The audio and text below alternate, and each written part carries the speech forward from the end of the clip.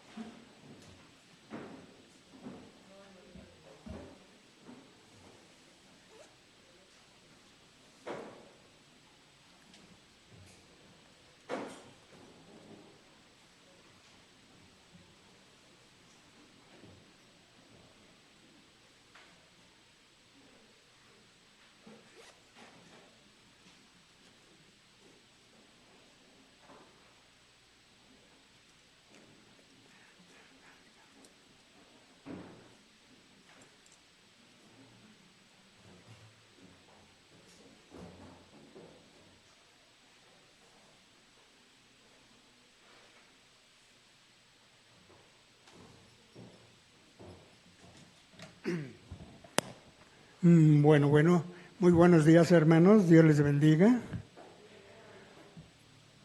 El día de hoy le vamos a dar continuación al libro de Eclesiastes, en el cual se nos dice que fue escrito por el rey Salomón, en el cual pues nos dicen que es el maestro y el predicador, pero realmente quien comparte es el rey Salomón, porque a través del tiempo él recibió muchísima sabiduría de Dios. Pero posteriormente, como muchos hombres que tienen sabiduría, pues se pasan y se pasó de listo al ya no hacer las cosas de Dios.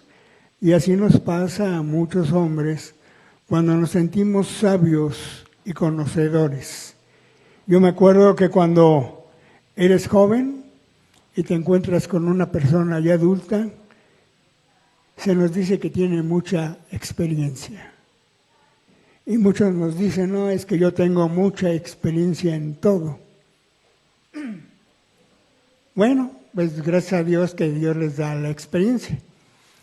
Pero ahora comprendo que no es experiencia, es sabiduría y también es carácter, porque a través del tiempo eso es lo que vamos adquiriendo, pero cuando conocemos al Señor, porque cuando conocemos al mundo, el mundo no nos da sabiduría, o nos da la sabiduría humana, en la cual presumimos muchos al hablar y al hacer muchas cosas.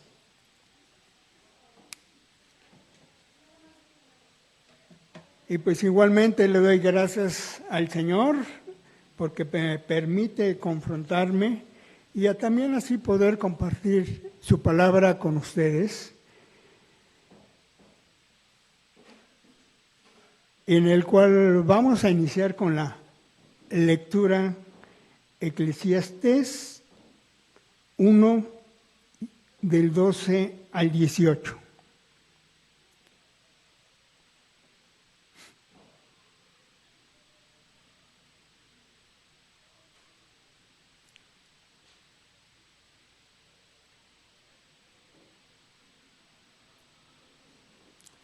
Inicio, yo, el maestro, reiné en Jerusalén sobre Israel y me dediqué de lleno a explorar e investigar con sabiduría todo cuanto se hace bajo el cielo.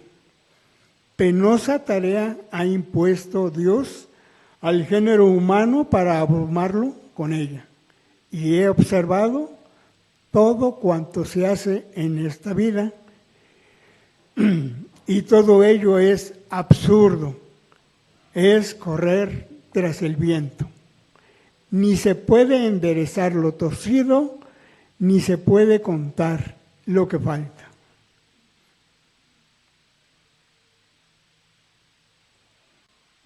Me puse a reflexionar.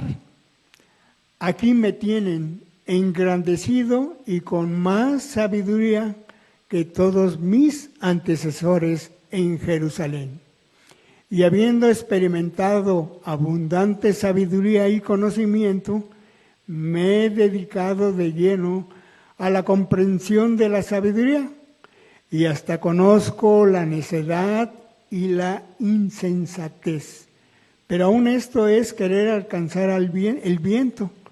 Francamente, mientras más sabiduría, más problemas. Mientras más se sabe, más se sufre.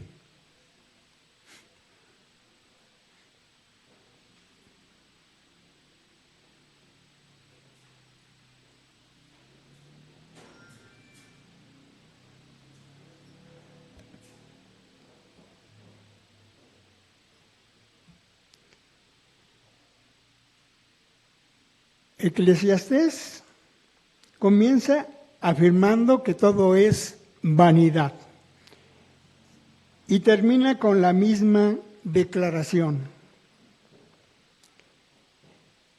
El libro, de manera enfática y en repetidas ocasiones,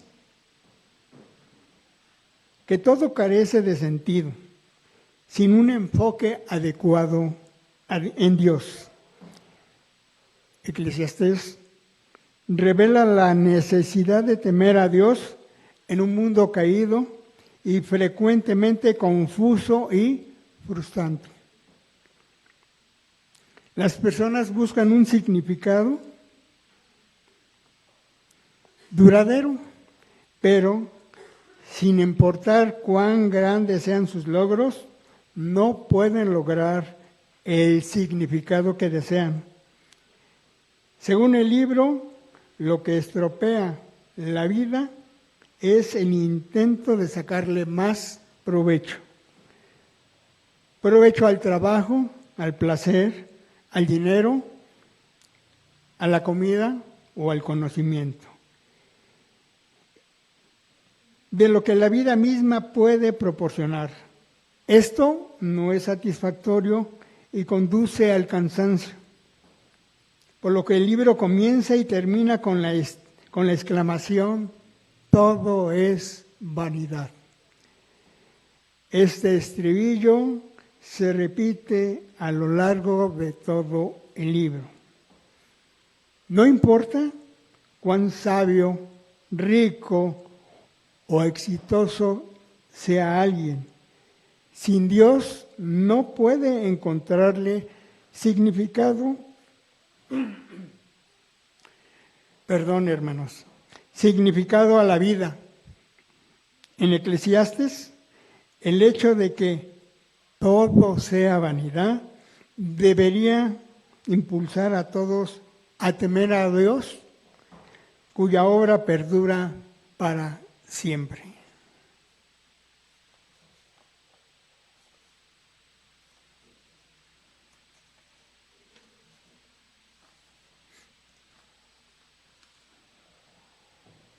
Dios hace lo que quiere por medio de su soberanía y todos los seres vivos y toda la creación están sujetos a Él.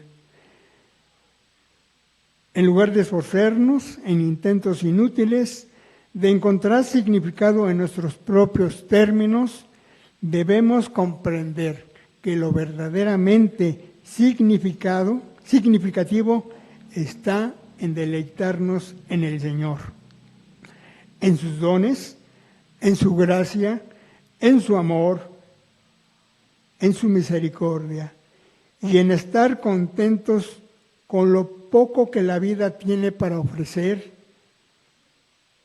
y lo que Dios da.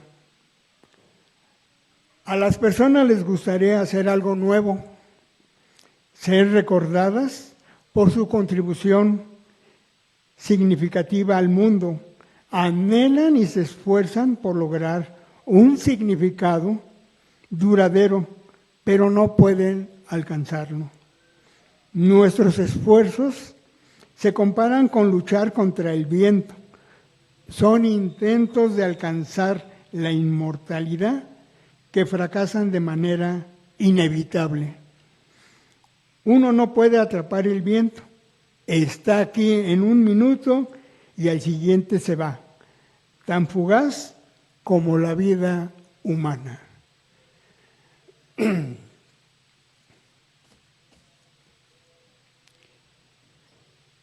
Y como decía el título de esta predicación, sin Dios no somos nada. Y esto me vino a la mente porque cuando yo he asistido a algunos funerales, la mayoría de gente cuando está ahí frente al cuerpo inerte, muerto, muchos empiezan a decir, no somos nada. Y efectivamente no somos nada, hermanos, somos un soplo de vida, nada más. Somos finitos, tenemos un tiempo en este mundo marcado. Y todo lo que hagamos, aunque nuestros esfuerzos a veces se vayan nuestra vida, a veces no nos va a servir.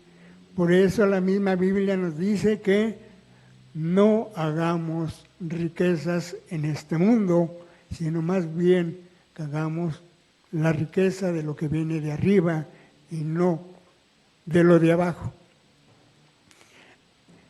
Es importante entender que este libro pues nos va a dar una lección, que todo lo que hagamos aquí es en vano, hermanos, es pura vanidad. Y ahorita me acuerdo de que ahorita viene la pura vanidad en estos tiempos de alegría y de regalos, porque muchos nos ponemos muy vanidosos, queremos quedar bien con la familia, con el patrón, con los hijos, con la esposa. Le voy a regalar una camionetotota, ¿verdad? Y la esposa feliz es el top de la felicidad. Y así nos pasa, hermanos.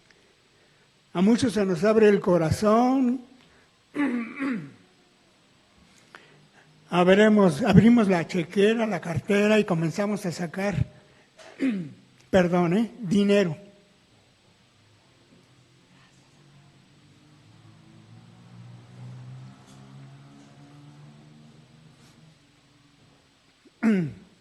A repartir a diestra y siniestra, ¿verdad? Nos sentimos el padrino, que nos besen la mano. Eso es lo que a veces nos sentimos. Pero así es la vida, hermanos, así es el humano.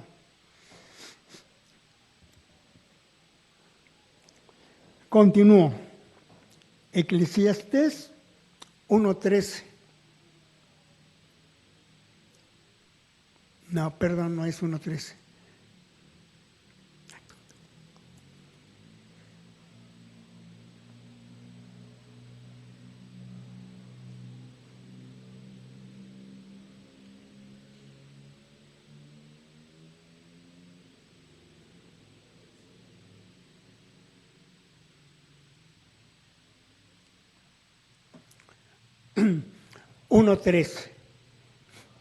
Y nos dice, y me dediqué de lleno a explorar e investigar con sabiduría todo cuanto se hace bajo el cielo.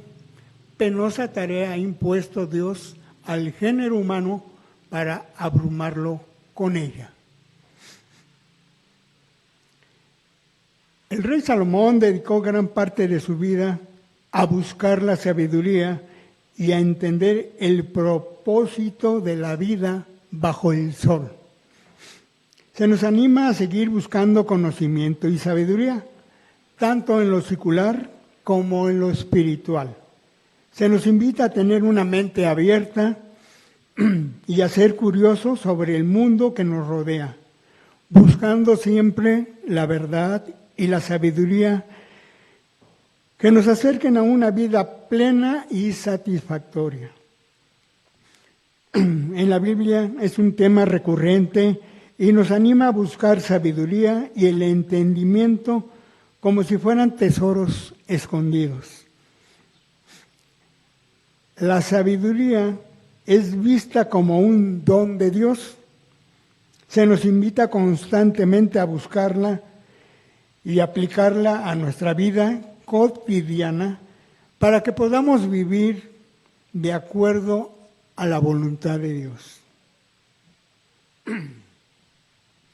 Proverbios 1:7. El temor del Señor es el principio del conocimiento. Los necios desprecian la sabiduría y la disciplina. Muchas veces nos preguntamos, ¿eres necio o eres sabio? ¿Te sometes o no te sometes? Y la mayoría somos necios, hermanos. Dios lo sabe. Por eso nos dio ese libre albedrío a que si lo hacías con sabiduría o con necedad.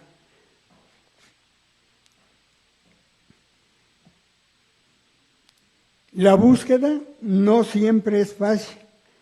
A menudo puede ser un trabajo penoso, requiriendo esfuerzo y dedicación. Debemos estar dispuestos a hacer el trabajo duro, sabiendo que vale la pena crecer como personas y acercarnos a nuestro propósito en la vida. Debemos esforzarnos tanto para obtener una pequeña porción de conocimiento.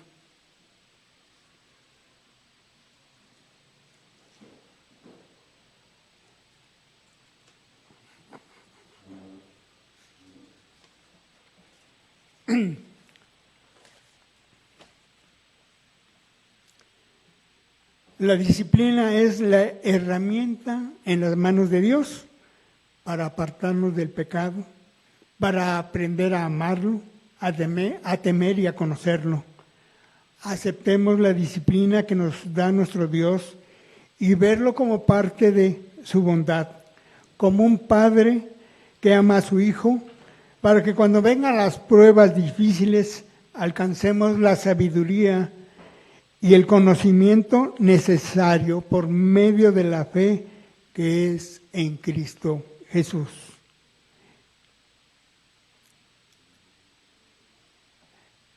Y he observado todo cuanto se hace en esta vida y todo ello es absurdo, es correr tras el viento. La sabiduría mundana intenta solucionar los problemas del hombre,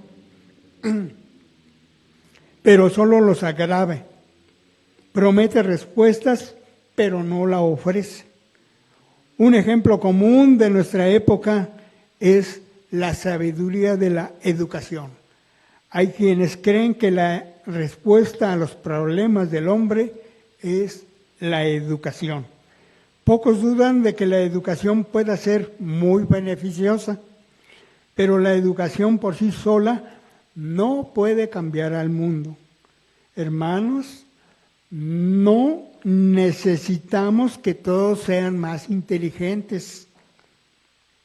Necesitamos un cambio de actitud y que todos se entreguen al Señor Jesucristo.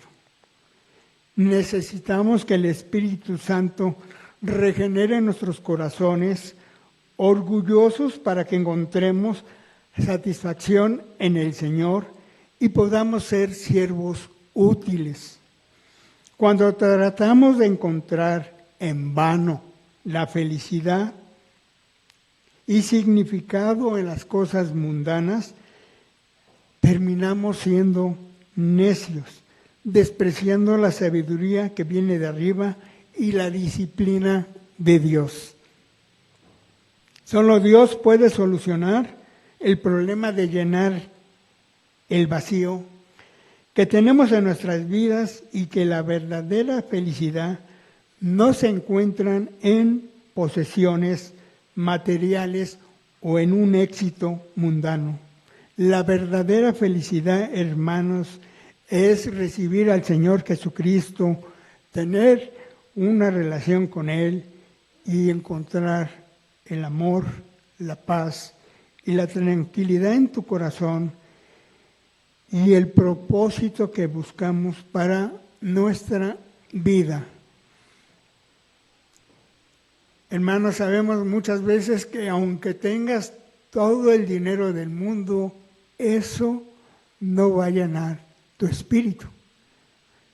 Siempre te vas a sentir solo, tú y tus millones, o tú y tu éxito.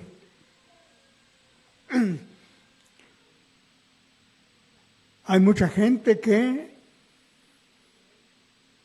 bueno, dicen que darían a cambio su fortuna, ¿verdad? Por compañía, quién sabe, ¿verdad? Eso sale, es un decir.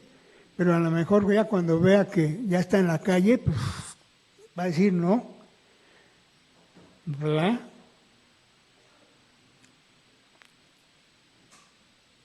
Así que muchas veces no hay que creerle al hombre, así que si te promete una lanita, no le creas, se va a arrepentir. O al ratito va a ir por ella. Así que eso es lo que llega a pasar, hermanos, cuando buscamos afanosamente el dinero. Y muchas veces en el trabajo igualmente buscamos horas extras, buscamos que nos promuevan, incluso hasta le hacemos la barba al jefe o a la jefa. Pero ¿qué pasa? Cuando ya casi a lo mejor llegas a la cúspide, te enfermas. O a lo mejor, peor, te mueres.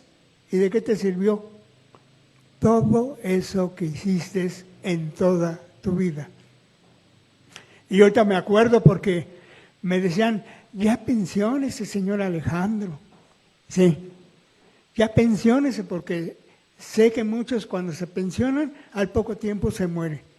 Y efectivamente, hermanos, muchas veces ni esa pensión se puede disfrutar. Yo creo que por eso el hombre escogió cierta edad, para que no le dure y el gobierno pues gane más dinero. Pues ya se murió el señor, pues ya la pensión queda fuera. Ah, no es cierto, perdón, creo que queda para la viuda. Así que en ese aspecto sí estoy equivocado, porque la pensión sigue dándosele a la viuda. Bueno, una de cal por 10 de arena. Por lo menos disfrutará tu mujer o tú ese dinerito. Pero eso también es gracias a una fidelidad al trabajo. Y eso también es gracias a un propósito. Pero sin Dios no podemos llegar a ese propósito. Porque si Dios quiere, nos puede llamar desde antes. Y no se llevaría todo ese propósito de un beneficio en este mundo. Así que, hermanos, no acumulemos riquezas, no te desveles,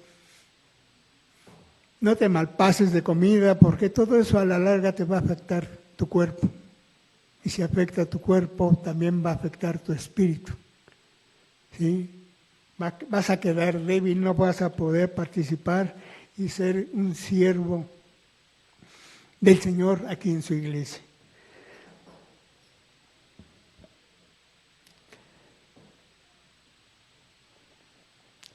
La verdad, bueno, porque aquí nos dice, porque Cristo es el poder de Dios y la sabiduría de Dios.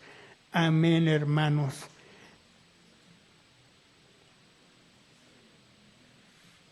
No se puede enderezar lo torcido, ni se puede contar lo que falta. Cuando dicen torcido, yo me imagino una persona que está torcida, ¿sí, no? Y de veras, ¿quién la puede destorcer? Nadie. Físicamente nadie. Posiblemente tengan los pies torcidos, los brazos torcidos, en fin. Pues gracias a Dios muchos de nosotros estamos bien. Gracias a Dios estamos derechitos. Físicamente, pero espiritualmente a veces no estamos tan derechos. Estamos más torcidos que nada. El concepto de torcido es algo que no está en su lugar, que no está en armonía con la realidad. Una persona torcida, por ejemplo, no solo es alguien que hace cosas malas, sino alguien que está fuera de sintonía con el mundo que nos rodea. La frase "no puede enderezar lo torcido" nos invita a aceptar la realidad de las cosas, en lugar de tratar de enderezarlas o cambiarlas. El mundo está torcido porque Dios lo hizo así. Lo que es torcido por naturaleza no puede ser enderezado por el hombre, tiene que ser reformado por su Creador.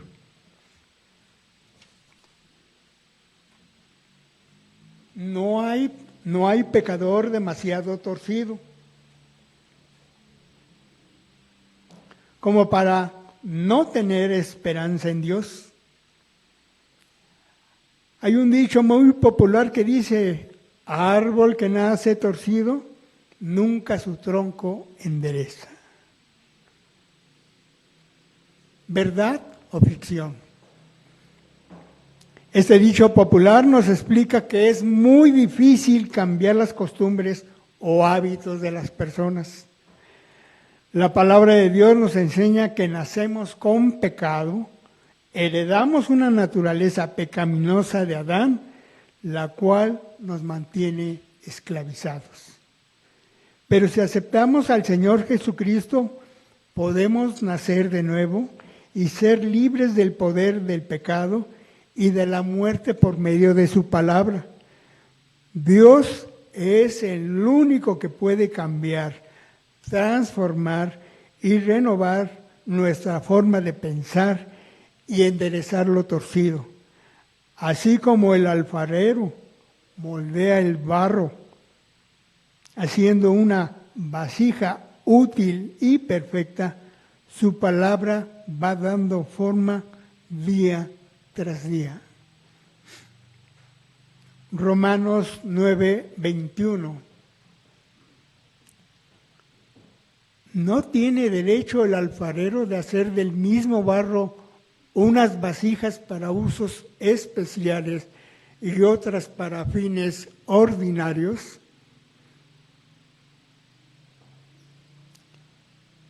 Dios tiene la autoridad absoluta sobre su creación, como el alfarero sobre el barro. Amén, hermanos.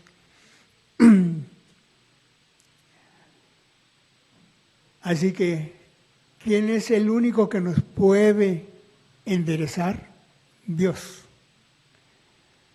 Tú no te pongas, hermano, tratando de enderezar lo que ya está torcido, solamente Dios. Tú lo único que lo puedes acercar al alfarero para que el alfarero lo moldee a su voluntad.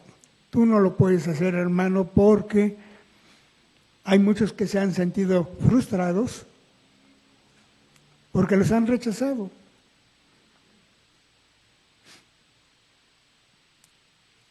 Así que dejemos en manos de Dios que nos destuerza y nos enderece, para que caminemos derechitos a la salvación que nos espera. Porque el otro nos va a mandar a un camino de perdición.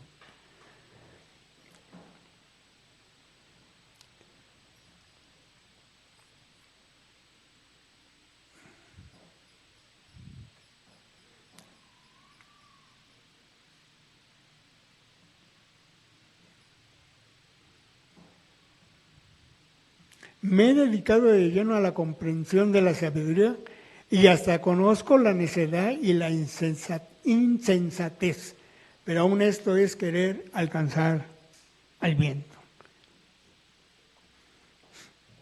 En esta declaración del rey Salomón puede ser contradictorio a primera vista.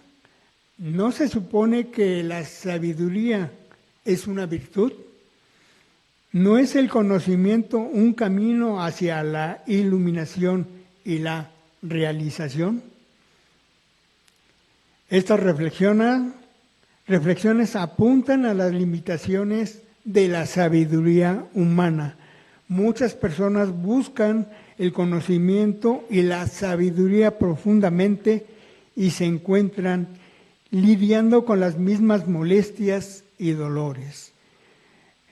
En el Nuevo Testamento, el apóstol Pablo aborda este tema en 1 Corintios 1:20. ¿Dónde está el sabio?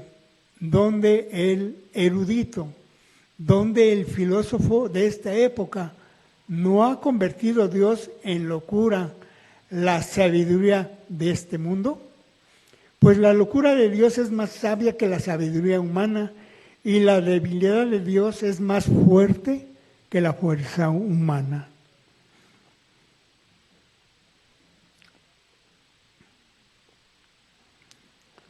Aquí el apóstol Pablo contrasta la sabiduría del mundo que lleva a la molestia y al dolor con la sabiduría divina de Dios revelada a su Hijo Jesucristo.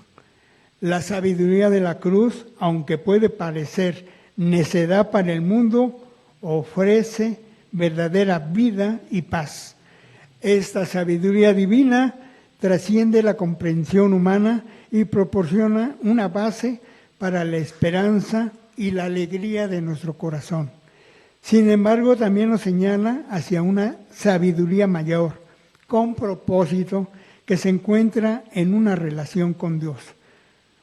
Al reconocer nuestras limitaciones humanas de un simple mortal y al abrazar la sabiduría divina revelada en las Escrituras, podemos navegar las molestias y dolores de la vida con esperanza y encontrar verdadero significado y realización.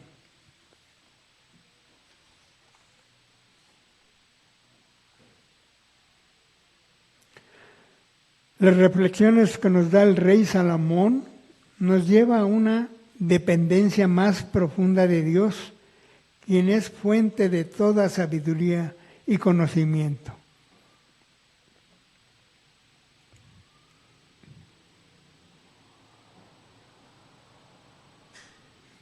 Me dije entonces, vamos pues, haré la prueba con los placeres y me daré la gran vida. Pero aún esto resultó un absurdo. A la risa la considero una locura. En cuanto a los placeres, ¿para qué sirven?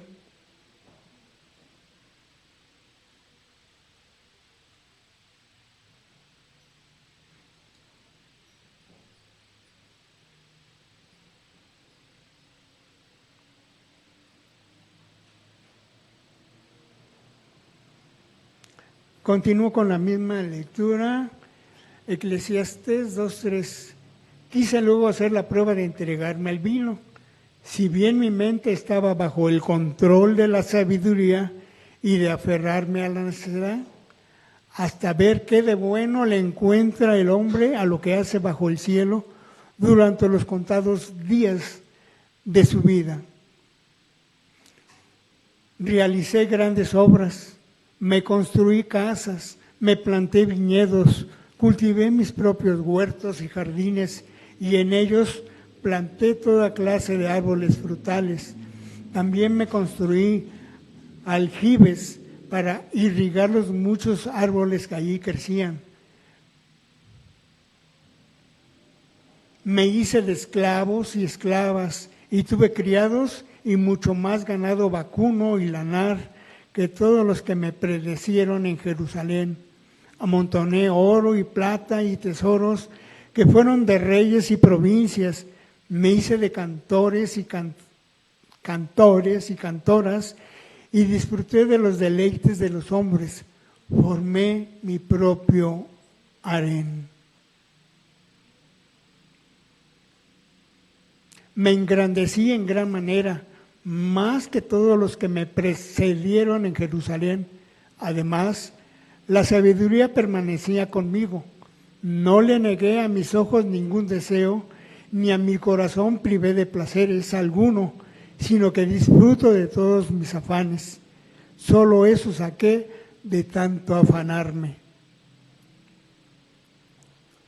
Consideré luego todas mis obras y el trabajo que me había costado realizarlas, y vi que todo era absurdo, un correr tras el viento, y que ningún provecho se saca en esta vida.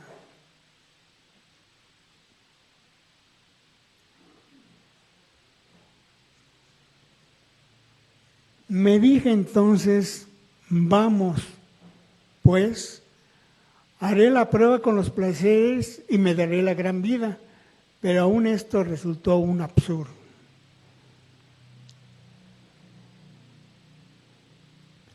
Los placeres de la vida son todas estas actividades y sensaciones simples que nos brindan alegría, bienestar y satisfacción. Pueden clasificarse en placeres físicos, como el sexo y la comida, placeres emocionales, amor, amistad, psicológicos, logros, meditación e ideológicos. Todos los seres humanos tenemos un propósito y un significado profundo en nuestra vida bajo el sol. Y es importante encontrar y buscar ese propósito en lugar de aferrarnos a placeres o cosas temporales.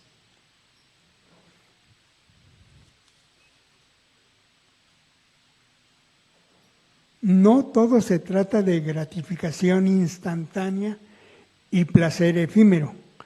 En lugar de centrarnos solo en las gratificaciones temporales, podemos buscar una vida más rica y satisfactoria. Mi pregunta es, ¿se opone Dios al placer? Algunas personas nos imaginamos a un Dios como un mandamás, cruel, que se opone a tal diversión o placer para ellos. Dios nos creó con la capacidad de experimentar el placer. Varios libros de las Escrituras nos hablan de nuestro deleite y placer. La belleza de la creación y la diversidad de la humanidad nos muestran la paleta creativa de Dios. Muchas personas descubren el placer pasando el tiempo al aire libre, con su familia, relacionándose con ellos o con diferentes personas. Esto es bueno y correcto. Dios quiere que se disfrute de su creación. Dios mismo se deleita en las cosas, se goza y se regocija sobre nosotros con cánticos, alabanzas y adoración.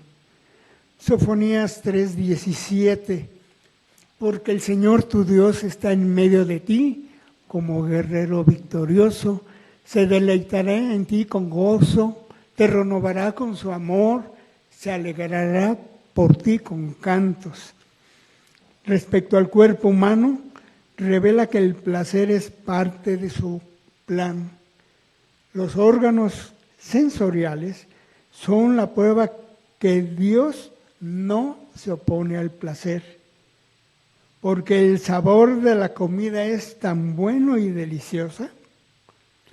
¿Por qué el aroma del campo y las flores son agradables? Porque es agradable y placentero un masaje en la espalda, hermanos, ¿verdad?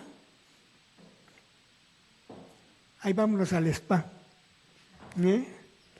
Mucha gente paga por un masaje. Y la verdad, creo que como humano a veces lo necesitas para que esos nervios que están hechos bolas se disuelvan, ¿sí? Para que quedes nuevecito otra vez, te endereces, ¿sí? y camines derechito y puedes asistir a tu trabajo sin tantas quejas, porque eso es lo que pasa, el trabajo cansa y muchas veces no disfrutamos lo que Dios nos pone. Y si no puedes pagar un spa, pues dile a tu hermano, a tu hermana, o a tu esposo, o a tu esposa, échame un masajito, ¿no? Es más, hasta cómprate tu mesa para que sea más profesional.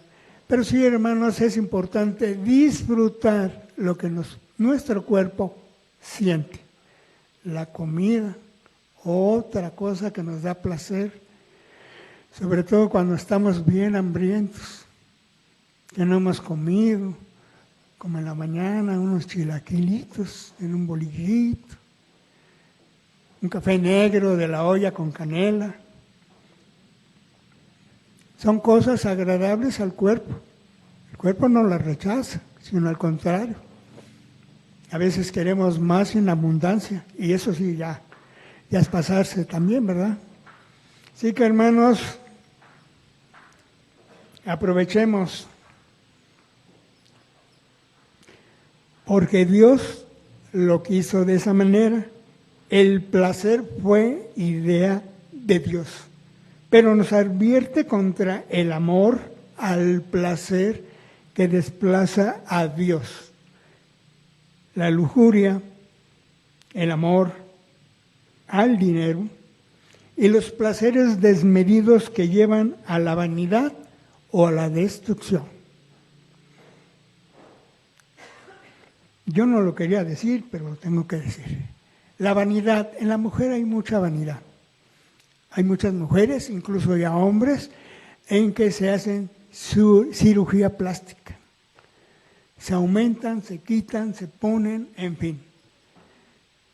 Y creo que si Dios te hizo a su imagen y semejanza, no tienes por qué quitarle o ponerle a tu cuerpo, a tu físico, porque no lo necesitas. Dios te hizo único y bello. Que tú lo veas con otra perspectiva, porque el mundo te lo dice, eso ya es otro cantar. Así que hermano, mi consejo es, no gastes tu dinero en cosas banales. No vale la pena.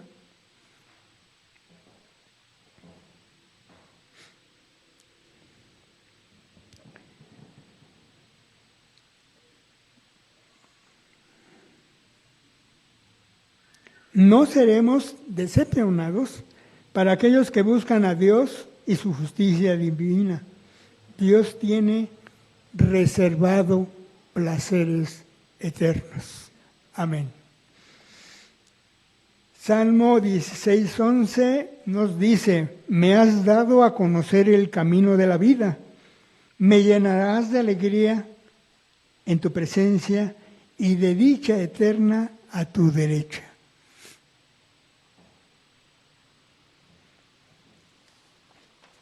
Me apuro porque ya.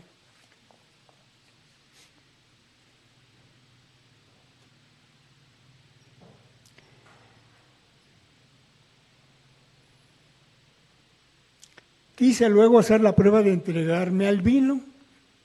Si bien mi mente está bajo el control de la sabiduría y de aferrarme a la necedad, a saber qué de bueno le encuentra el hombre a lo que hace bajo el cielo durante los contados días de su vida.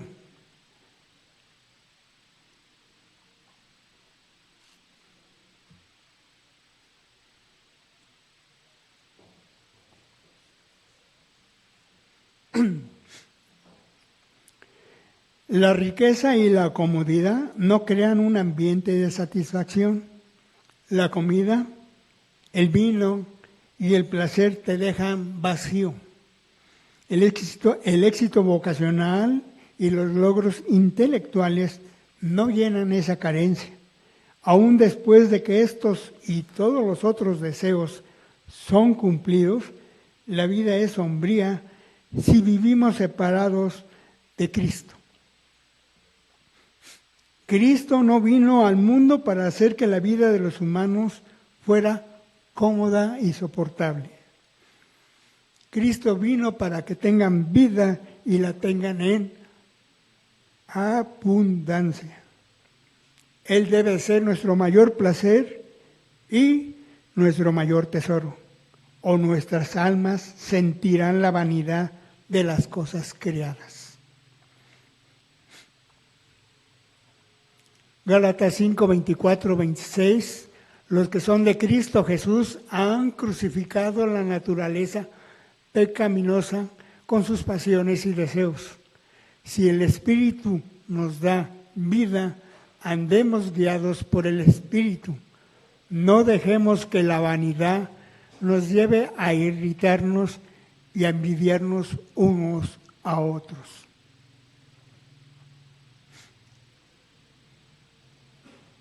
La única manera de disfrutar realmente del vino o de cualquier cosa creada es disfrutarlas por amor a Dios.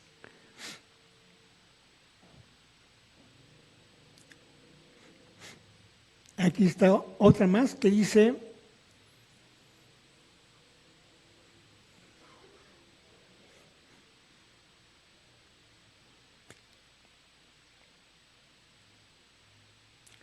la necedad del hombre le hace perder el rumbo y para colmo se irrita contra el Señor. Proverbios 19:3. Un necio usa sus destrezas de razonamiento para tomar decisiones equivocadas y la forma más básica de la necedad es negar la existencia de Dios o decirle no al Señor. La Biblia asocia la insensatez con el que fácilmente se enoja, con el de labios perversos y con la desobediencia a los padres. Nacemos con una insensatez innata, aunque la disciplina ayudará a entrenarnos en sabiduría. La necesidad es una de las evidencias de que el hombre tiene una naturaleza pecaminosa y contaminada. Para el necio, el camino de Dios es necedad.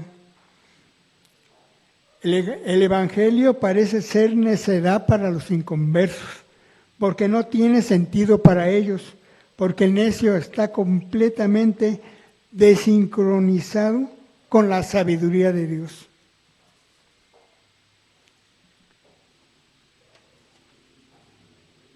El creyente recibe la naturaleza de Dios, que incluye la mente y carácter de Cristo, apoyado en el poder del Espíritu Santo que habita en el corazón de cada hijo de Dios. Sus pensamientos y acciones pueden agradar a Dios y puede tomar decisiones sabias que honren y glorifiquen a Dios. Esto es en la medida que el Señor transforme y enriquece mi vida, tu vida y la vida de los que nos rodean.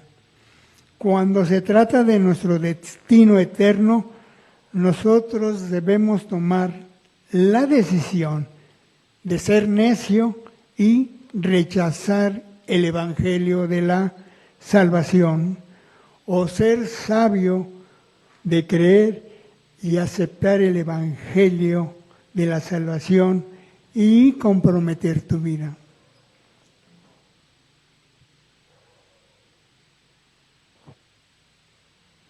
en el libro de los Evangelios, en Mateo 7, 24, 25 nos dice: por tanto, todo el que me oye estas palabras y las pone en práctica es como un hombre prudente que construyó su casa sobre la roca. Cayeron las lluvias, crecieron los ríos y soplaron los vientos y azotaron aquella casa. Con todo, la casa no se derrumbó porque estaba cimentada sobre la roca. Pero todo el que me oye estas palabras y no las pone en práctica es como un hombre insensato que construyó su casa sobre la arena. Cayeron las lluvias, crecieron los ríos y soplaron los vientos y azotaron aquella casa, y ésta se derrumbó y grande fue su ruina.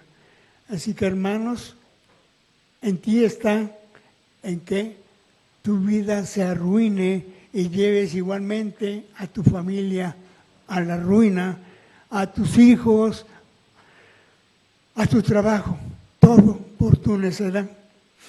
Muchos matrimonios son separados, divorciados por la necedad, ya sea hombre o mujer, es igual, ¿sí?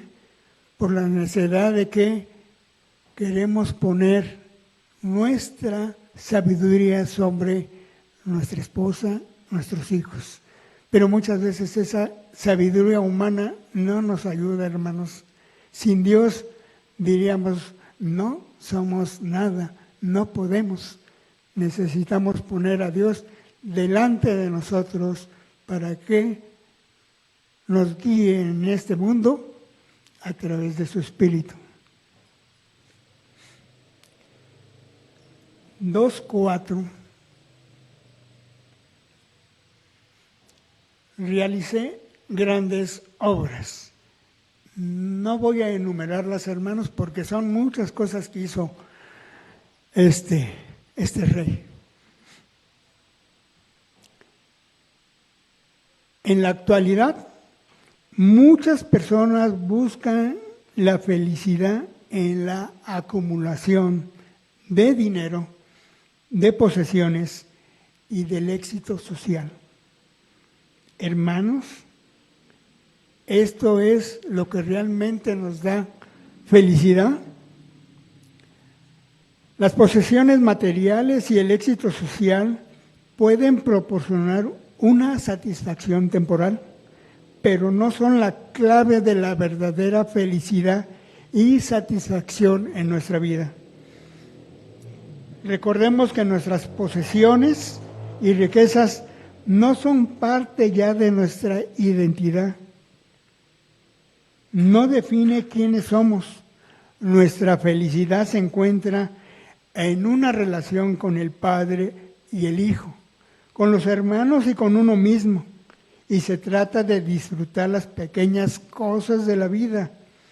Un abrazo, una sonrisa, un gracias, un estoy contigo. Y en esa conexión espiritual con lo divino, en donde hallamos un sentido más profundo. El Señor Jesús les dice a sus seguidores: hagan brillar su luz delante de todos, para que ellos puedan ver las buenas obras de ustedes y alaben al Padre que está en el cielo.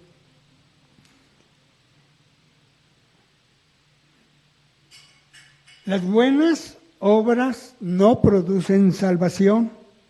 Las buenas obras son producto de la salvación. Las buenas obras son el gran objetivo de la vida cristiana. Son el fin para el cual nacimos de nuevo. Y no solo se trata de hablar bien, sino de hacer el bien en medio de la generación que nos ha tocado vivir. Y ni hablar, hermanos, aquí nos tocó vivir, como diría la Cristina. Así que no nos podemos apartar ni nada de nada. El propósito y plan de Dios para su pueblo adoptado puede ser resumido de la siguiente manera: nacimos para hacer buenas obras. Amén.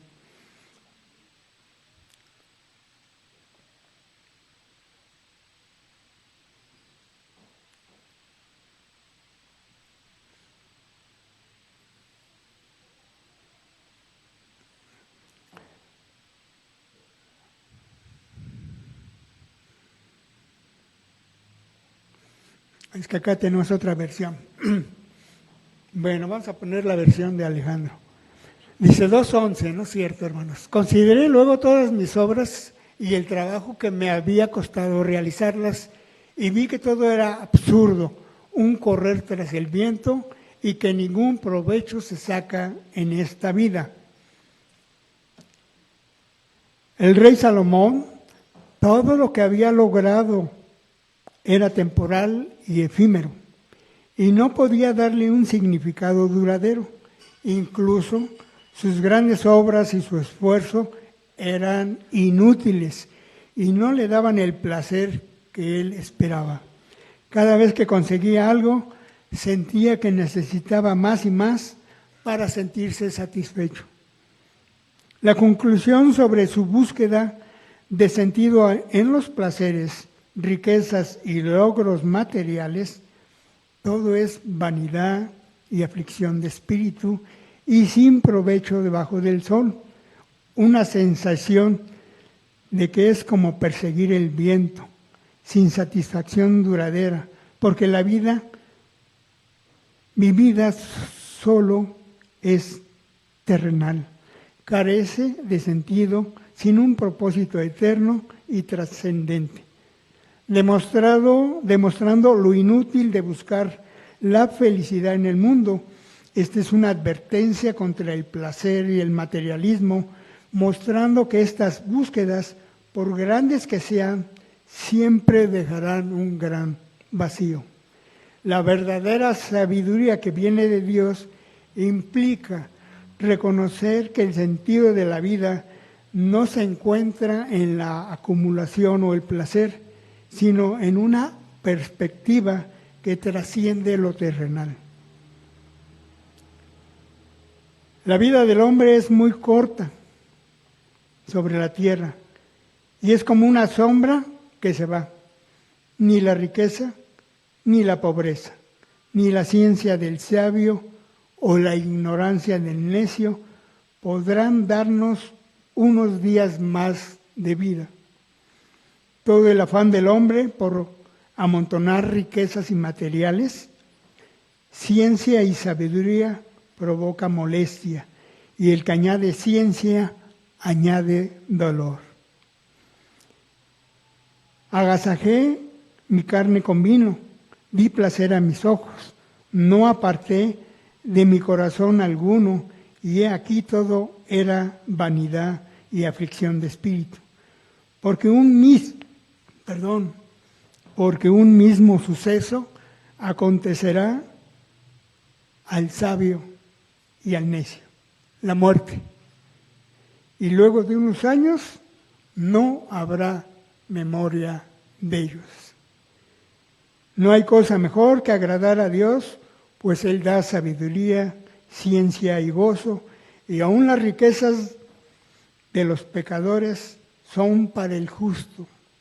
No te afanes desmedidamente. Espera al Señor. Y me despido con este salmo. Pero que todos los que te buscan se alegren en ti y se regocijen. Que los que aman tu salvación digan siempre cuán grande es el Señor. Y a mí, pobre y necesitado, quiera el Señor tomarme en cuenta. Amén, hermanos.